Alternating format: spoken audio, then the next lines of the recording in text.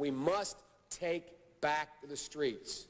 It doesn't matter whether or not the person that is accosting your son or daughter or my son or daughter, my wife, your husband, my mother, your parents. It doesn't matter whether or not they were deprived as a youth. It doesn't matter or not whether or not they had no background that enabled them to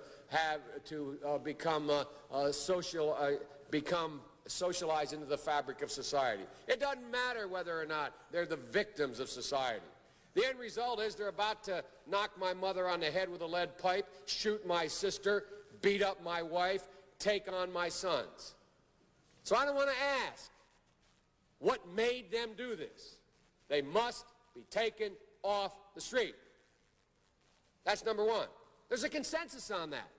Unless we do something about that cadre of young people, tens of thousands of them, born out of wedlock, without parents, without supervision, without any structure, without any conscience developing, because they literally, I yield myself 3 more minutes, because they literally have not been socialized.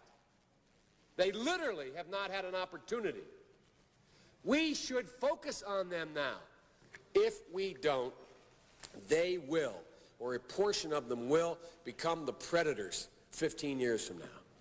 And Madam President, we have predators on our streets that society has, in fact, in part because of its neglect, created. Again, it does not mean because we created them that we somehow forgive them or do not take them out of society to protect my family and yours from them. They are beyond the pale, many of those people. Beyond the pale. And it's a sad commentary on society. We have no choice but to take them out of society. And the truth is, we don't very well know how to rehabilitate them at that point. That's the sad truth.